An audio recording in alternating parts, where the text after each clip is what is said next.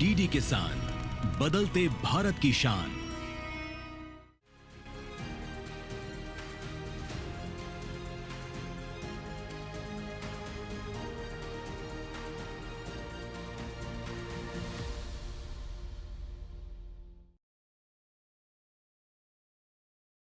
नमस्कार, दूरदर्शन किसान पर आप सभी का स्वागत है। आप देख रहे हैं कार्यक्रम कृषि दर्शन और मैं हूं आपके साथ पुलकित शुक्ला।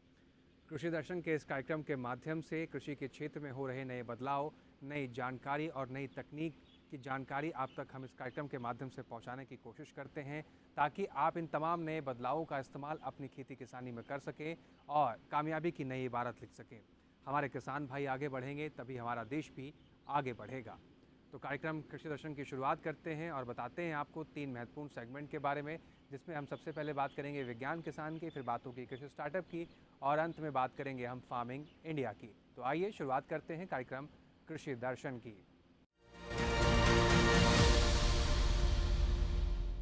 सबसे पहले आज हम बात करेंगे मंत्रालय की ओर से क्या कुछ जानकारी मिल रही है, तो इसके लिए सीधा रुख करते हैं कृषि भवन स्थित डीडी किसान के स्टूडियो और देखते हैं कि क्या कुछ खास आज है मंत्रालय से।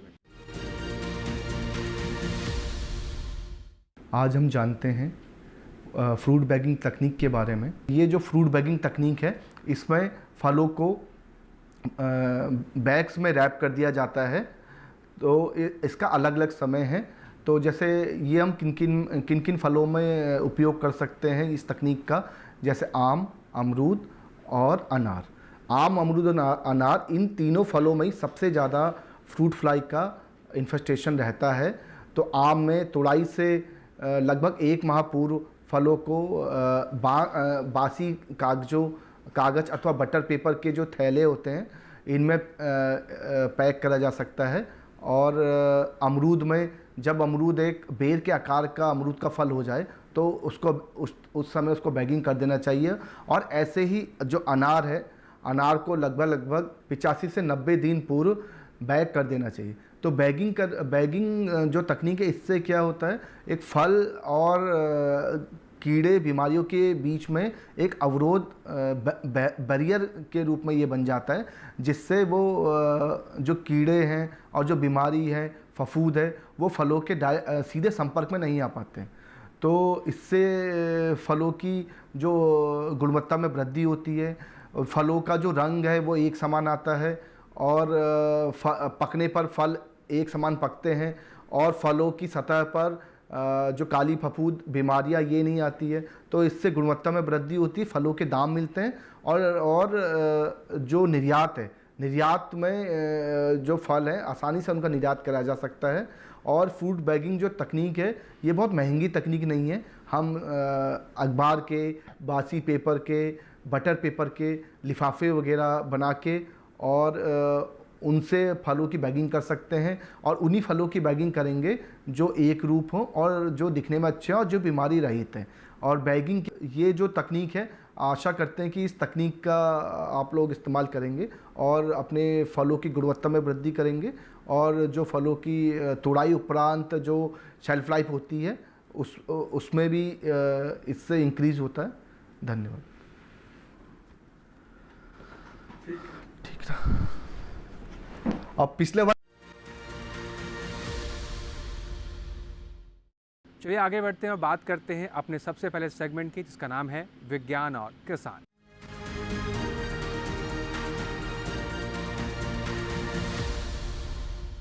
विज्ञान किसान में आज हम बात करेंगे बतख पालन की।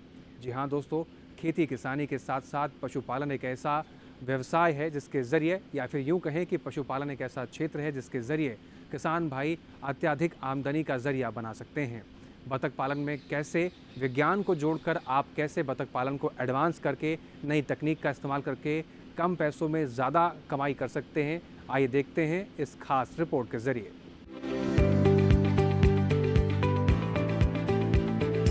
मुर्गियों की तरह बतखें भी आमतौर पर अंडे और मांस के लिए पाली जाती हैं।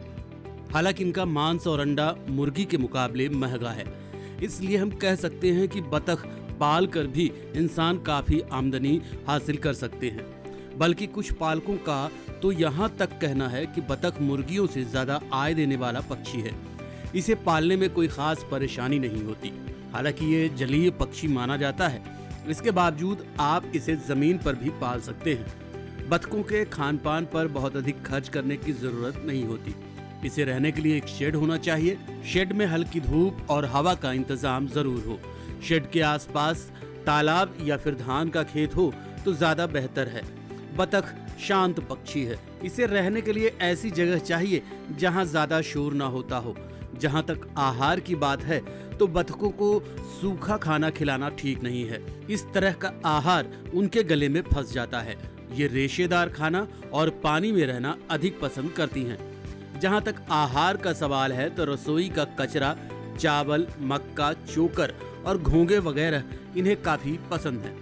अगर आप तालाब में पाल रहे हैं तो कीड़े मकोड़े खाकर ही अपना पेट भर लेती हैं, इसलिए खाने पीने में ज्यादा खर्च नहीं आ पाता। मुर्गी के मुकाबले बतख कम बीमार पड़ती हैं और इनकी अंडे देने की क्षमता भी ज्यादा है। अच्छी नस्ल की बतख साल भर में 300 से भी अधिक अंडे दे सकती है और ये दूसरे तीसरे साल तक भी अंडे दे सकती है। मछली के साथ बतख पालन और भी फायदे का सौदा है, क्योंकि बतखें खतरनाक परभक्षियों को खा जाती हैं, जिससे छोटी छोटी मछलियां सुरक्षित रहती हैं। इसके अलावा बतखों के आहार में प्रोटीन की जरूरत कम रह जाती है। सुबह 9 बजे से शाम 5 बजे तक बतखों को तालाब में छोड़ दिया जाता है और जो बीट वो पानी में छोड़ती हैं वो मछलियों के लिए शानदार आहार का काम करती हैं। रात के समय भी जब बतखों को शेड में रखते हैं तो सुबह उनकी बीटों को तालाब में छोड़ देते हैं। आपको बता दें कि एक बतख रोजाना 125 से 150 ग्राम तक अपशिष्ट निकालती है। साथ ही बतख का मांस और अंडा इंसानों के स्वास्थ्य के लिए लाभकारी है। दोस्तों, इसके साथ ही यहाँ वक्त हो गया एक छोटे से ब्रेक का। ब्रेक के उस पार कुछ खास महत्वपूर्ण बातें और बताएंगे अपने 2 सेगमेंट्स के जरिए, जिसका नाम है कृषि स्टार्टअप और फार्मिंग इंडिया। तब तक के लिए आप बने रहें डीडी किसान के साथ और देखते रहें कार्यक्रम कृषि दर्शन। नमस्कार, आप देख रहे हैं डीडी किसान।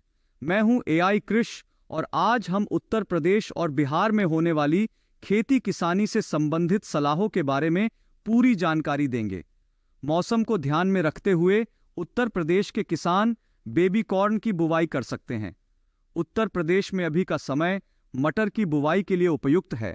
बेहतर बीज अंकुरण के लिए किसान भाई मिट्टी में पर्याप्त नमी का विशेष ख्याल रखें।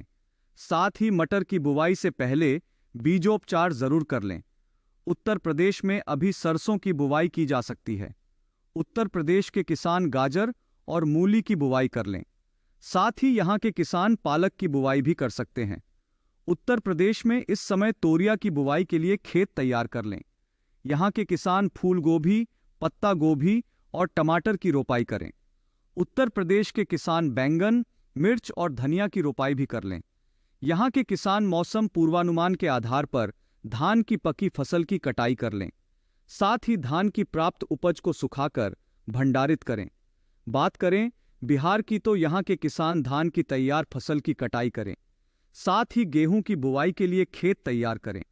बुआई से पहले गेहूं के बीजों की अंकुरण क्षमता की जांच कर लें। बिहार में अभी का समय आलू की बुवाई के लिए उपयुक्त है। किसान भाई आलू की अगेती किस्मों जैसे कुफरी अशोक, कुफरी पुखराज और कुफरी अरुण का चुनाव कर सकते हैं। यहाँ के किसान आलू की बुआई के समय बीजोपचार जरूर कर लें। बिहार के किसान पत्ता गोभी और फूल गोभी की बुवाई के लिए खेत तैयार करें। इसी तरह कृषि और किसानों से जुड़ी हर महत्वपूर्ण जानकारी के लिए हमारे साथ जुड़े रहिए और देखते रहिए डीडी किसान। धन्यवाद।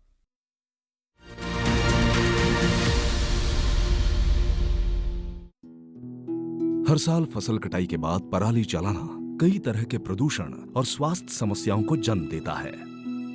पराली जलाने से पर्यावरण में carbon dioxide, carbon monoxide, nitrogen oxide, sulphur dioxide और मीथेन की अधिकता हो जाती है, जिससे लोगों को आंखों में जलन, सांस लेने में दिक्कत, खुजली और एलर्जी जैसी समस्याएं बढ़ जाती हैं। ऐसे मौसम में अस्थमा के मरीजों को ज्यादा समस्या होती है।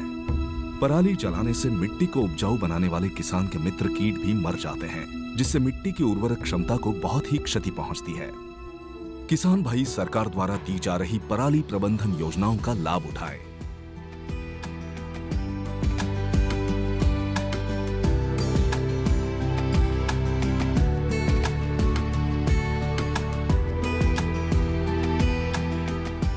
पराली ना जलाएं, पर्यावरण और स्वास्थ्य को बचाएं।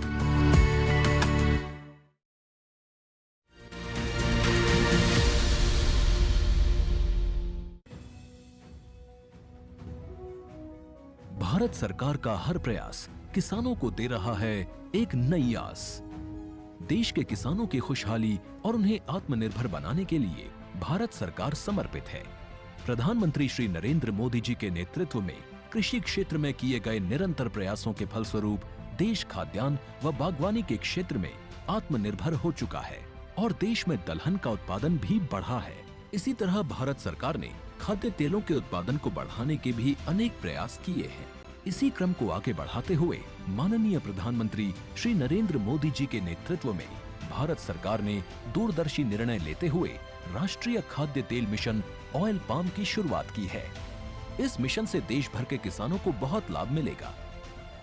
कृषि के पूंजी निवेश में वृद्धि होगी, खाद्य तेल आयात पर देश की निर्भरता कम होगी और रोजगार के नए अवसर पैदा होंगे। खाने के तेल में आत्मनिर्भरता के लिए अब राष्ट्रीय खाद्य तेल मिशन ऑयल पाम का संकल्प लिया गया है। इससे किसानों को तो सीधा लाभ होगा ही, गरीब और मध्यम वर्गीय परिवारों को सस्ता और अच्छी क्वालिटी का तेल भी मिलेगा। यही नहीं, ये मिशन बड़े स्तर पर रोजगार का निर्माण करेगा। इस मिशन के अंतर्गत ऑयल पाम का रकबा और पैदावार बढ़ाने पर जोर देने के लिए सरकार ने 11,000 करोड़ रुपए से अधिक की सहायता राशि निर्धारित की है। मिशन के तहत सरकार ने ऑयल पाम की खेती के लिए रोपण आदि की सहायता में बढ़ोतरी करते हुए पहले मिलने वाले 12,000 रुपए प्रति हेक्टेयर को बढ़ाकर 29,000 रुपए प्रति हेक्टेयर तक कर दिया है। ऑयल पाम के पुराने बागों के पुनरुद्धार के लिए 250 रुपए प्रति पौधा के हिसाब से विशेष सहायता दी जा रही है। पौधारोपण सामग्री की कमी दूर करने और बीजों की पैदावार करने वाले बागों को भी सहायता दी जाएगी। इसके तहत 15 हेक्टेयर ऑयल पाम उद्यान के लिए 80 लाख रुपए तक की सहायता राशि दी जाएगी। इसके अलावा नर्सरी विकास के लिए 40 लाख रुपए तक तय किए गए हैं। पूर्वोत्तर और अंडमान राज्यों के लिए विशेष सहायता का भी प्रावधान है। ऑयल पाम के किसान ताजे फलों के गुच्छे यानी FFB का उत्पादन करते हैं, जिनकी वर्तमान में कीमतें अंतर्राष्ट्रीय मूल्यों में उतार चढ़ाव के आधार पर तय होती हैं। पहली बार केंद्र सरकार ताजे फलों के गुच्छे की कीमत के लिए किसानों को आश्वासन दे रही है। ये व्यवहार्यता मूल्य यानी VP कहलाएगा, यानी किसानों को कोई घाटा नहीं होने दिया जाएगा। व्यवहार्यता मूल्य VP तय करने की शुरुआत 1 नवंबर से होगी और अगले वर्ष 31 अक्टूबर तक जारी रहेगी। इसे ऑयल पाम वर्ष कहा जाएगा। इस योजना के तहत वर्ष 2025-26 तक ऑयल पाम का रकबा 6.5 लाख हेक्टेयर सृजित करने और कच्चे ऑयल पाम की पैदावार वर्ष 2025-26 तक 11.20 लाख टन पहुंचाने का लक्ष्य निर्धारित किया गया है। सरकार के इस महत्वपूर्ण निर्णय से देश में ऑयल पाम की खेती करने वाले किसानों में विश्वास पैदा होगा और वे खेती का रकबा बढ़ाएंगे। इस तरह पाम ऑयल का उत्पादन भी बढ़ेगा, जिससे किसानों की आय बढ़ेगी और ग्रामीण अर्थव्यवस्था भी सुदृढ़ होगी।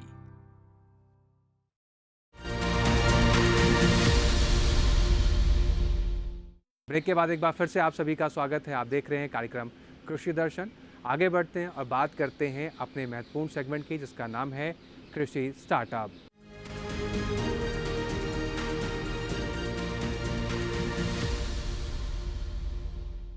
दोस्तों, जैसे आप सभी जानते हैं, कृषि के क्षेत्र में अपार संभावनाएं हैं।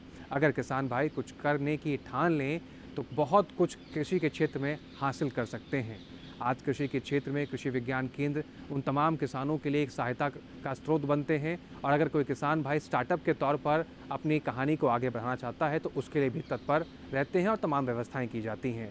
कैसे कृषि स्टार्टअप कृषि के क्षेत्र की परिभाषा को बदल रहा है और कैसे लोग इससे जुड़ रहे हैं और कामयाबी की नई इबारत लिख रहे हैं, आइए देखते हैं कृषि स्टार्टअप के इस खास सेगमेंट में।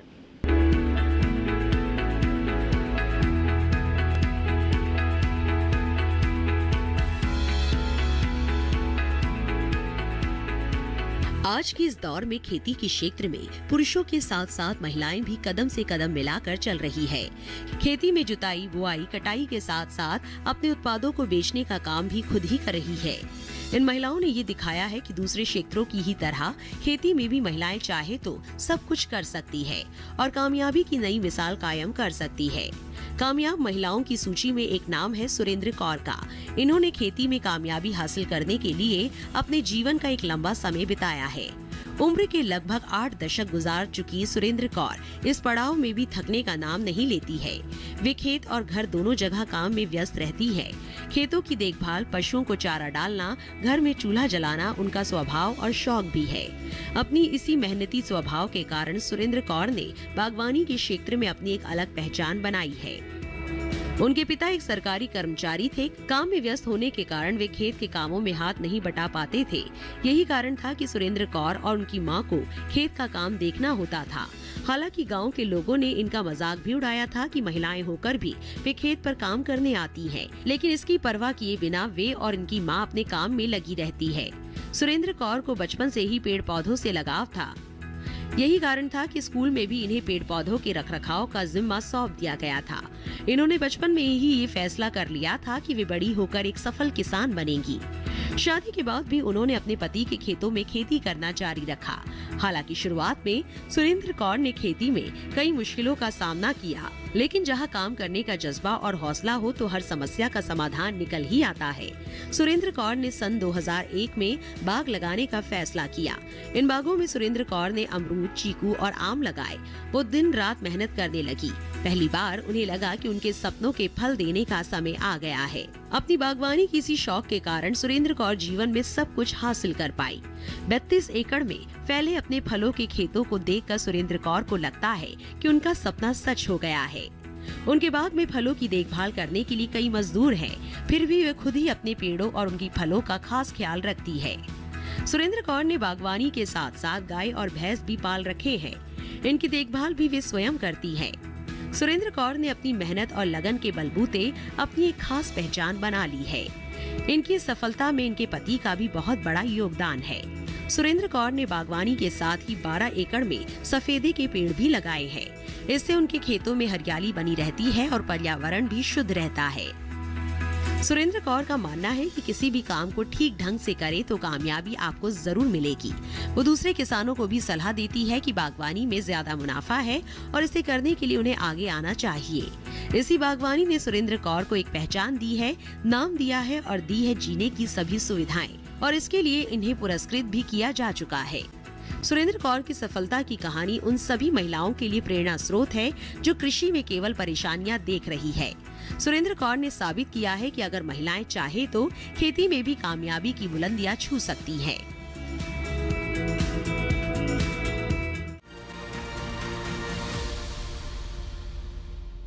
दोस्तों, इसके साथ ही यहाँ एक और वक्त हो गया एक छोटे से ब्रेक का। ब्रेक के उस पार एक और महत्वपूर्ण सेगमेंट जिसका नाम है फार्मिंग इंडिया, और एक और महत्वपूर्ण जानकारी आप तक पहुँचाएंगे।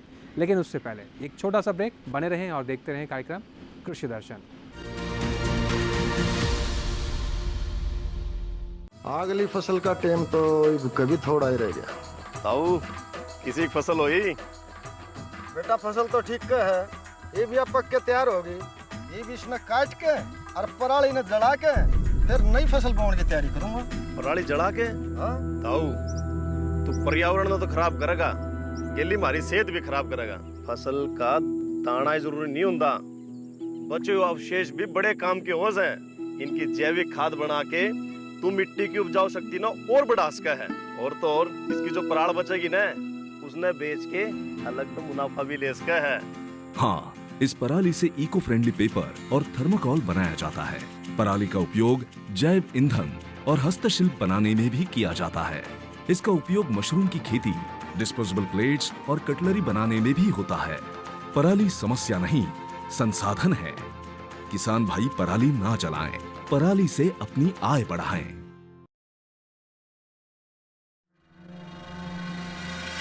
हर साल लाखों एकड़ खेतों में पराली जला दी जाती है, जिससे प्रदूषण बढ़ता है। इतना ही नहीं, खेतों में 3-4 बार पराली जलाने से खेत बंजर भी होने लगते हैं। अगली फसल की तैयारी के लिए क्या यही अंतिम विकल्प है? नहीं।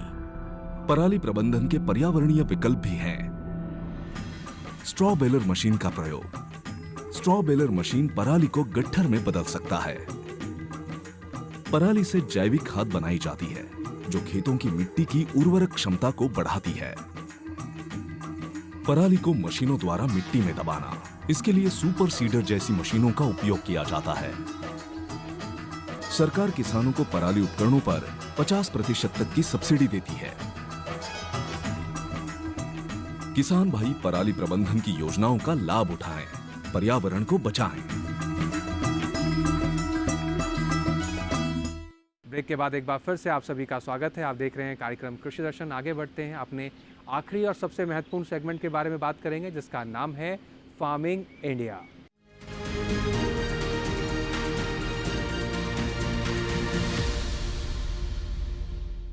चलिए अब रुक करते हैं अपनी एआई एंकर भूमि का और उनसे भी जान लेते हैं कि खेती किसानी से जुड़ी हुई क्या खास जानकारी है भूमि के पास। नमस्कार किसान मित्रों, मैं हूं आपकी एआई एंकर भूमि। आज हम बात करेंगे किस फसल के लिए कौन सा उर्वरक उपयुक्त है। सही उर्वरक का चयन करना फसल की अच्छी पैदावार और गुणवत्ता के लिए बेहद महत्वपूर्ण है। अलग अलग फसलों को अलग तरह के पोषक तत्वों की जरूरत होती है, इसलिए हर फसल के लिए उपयुक्त उर्वरक का इस्तेमाल करना चाहिए। जैसे कि धान और गेहूं की फसल को नाइट्रोजन की अधिक आवश्यकता होती है, इसलिए इन फसलों में नाइट्रोजन युक्त उर्वरकों का प्रयोग करना चाहिए। वहीं दलहनी फसलों में फास्फोरस और पोटाश की जरूरत अधिक होती है, जिससे उनकी जड़ों का विकास बेहतर होता है और फसल की पैदावार भी बढ़ती है।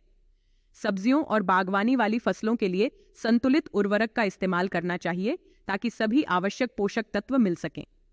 किसानों के लिए यह भी आवश्यक है कि उर्वरकों का सही मात्रा और सही समय पर उपयोग करें। अत्यधिक उर्वरक का उपयोग मिट्टी की गुणवत्ता को नुकसान पहुंचा सकता है और फसल की गुणवत्ता पर भी असर डाल सकता है। इसलिए उर्वरक का सही चयन और संतुलित मात्रा में उपयोग ही लाभदायक होगा। आज के लिए बस इतना ही। आप देखते रहिए डीडी किसान। धन्यवाद। बात करते हैं भारत के कृषि क्षेत्र की। आज हमारा देश बहुत तेज़ी से विकास कर रहा है और इसकी विकास की जो कारण है वो यही है कि हमारी सरकार कदम कदम पर चीज़ों को समझते हुए, लोगों की आवश्यकताओं को समझते हुए कदम कदम पर ऐसी योजनाओं को लेकर आती है जिससे हमारे देश भर के तमाम लोगों को और किसानों को लाभ हो। हमारे किसान भाइयों को आत्मनिर्भर बनाने के लिए सरकार कदम कदम पर ऐसी योजनाएं लेकर आती है, जिसमें से एक योजना है प्रधानमंत्री कुसुम योजना। इस कुसुम योजना से ज़रिए कैसे किसान भाई लाभ पा सकते हैं और कैसे बिजली के क्षेत्र में आत्मनिर्भर बनकर बिजली उत्पादन कर सकते हैं। जितनी बिजली का आप इस्तेमाल करना चाहें उतना इस्तेमाल कीजिए और उसके बाद उस बिजली को आप बेचकर अत्यधिक आमदनी का जरिया भी बना सकते हैं। इसके अंदर क्या कुछ खास है, कैसे आप इससे जुड़ सकते हैं और कितना मुनाफा आप इससे ले सकते हैं, इसके बारे में जानते हैं इस सेगमेंट में।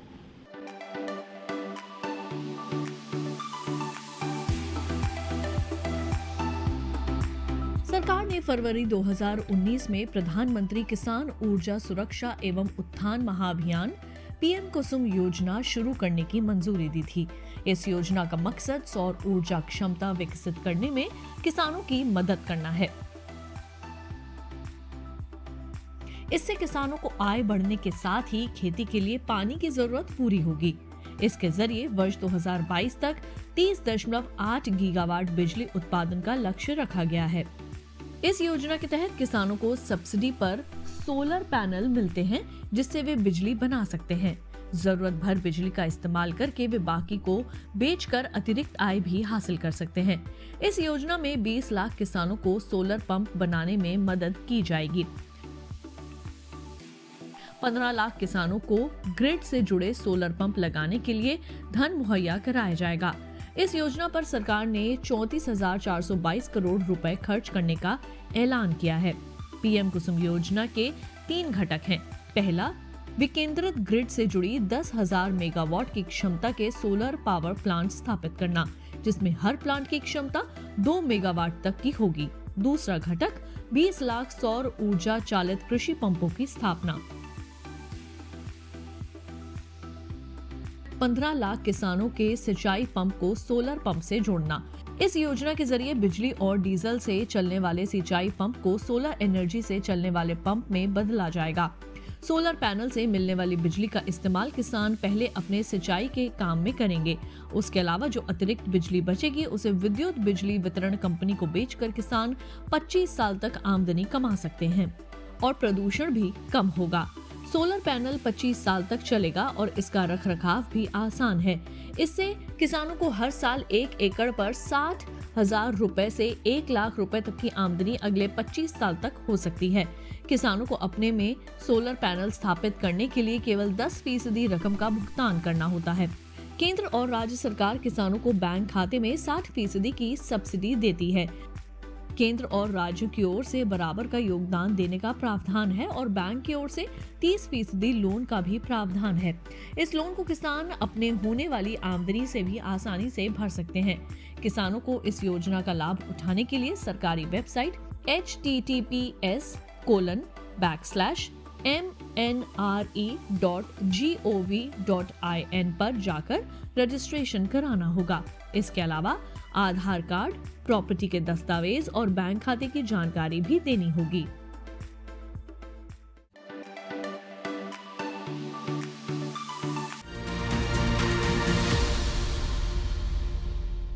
तो ये थी हमारी प्रधानमंत्री कुसुम योजना। ज़्यादा से ज़्यादा संख्या में किसान भाई इससे जुड़ें और अच्छा खासा मुनाफा आप इस योजना से ले सकते हैं।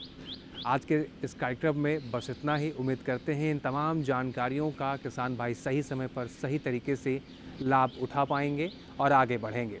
कृषि दर्शन के इस कार्यक्रम से जुड़ी हुई आपको कोई भी जानकारी या कोई भी सुझाव आप हम तक पहुंचाना चाहते हैं तो आप हमें ईमेल के ज़रिए अपनी सुझाव पहुंचा सकते हैं। आप हमारी ईमेल आईडी नोट कर सकते हैं। हमारी ईमेल आईडी है krishidarshan@gmail.com। इसके अलावा किसान भाइयों आप हमें पत्र भी लिख सकते हैं। आप हमारा पत्र लिखने के लिए पता नोट कर लीजिए। हमारा पता है कृषि दर्शन, कमरा नंबर 58, CPC दूरदर्शन, खेलगांव, नई दिल्ली 110049। आपके पत्रों से हमें इस कार्यक्रम को और बेहतर करने में काफ़ी मदद मिलती है। इसके अलावा कृषि दर्शन के इस कार्यक्रम को आप YouTube पर भी देख सकते हैं, जिसके लिए टेलीविजन स्क्रीन पर दिखाए जा रहे QR कोड को स्कैन कीजिए और सीधा आप DD किसान के YouTube चैनल पर पहुंच जाएंगे। वहां पर भी कृषि दर्शन के इस कार्यक्रम को कहीं पर भी कितनी बार भी बैठकर आप कई लोगों के साथ भी देख सकते हैं। हाँ, इसके साथ ही आप हमें दीजिए इजाज़त। फिर से हाजिर होंगे कृषि जगत से जुड़ी तमाम नई जानकारियों को लेकर। आप बने रहें DD किसान के साथ। नमस्कार।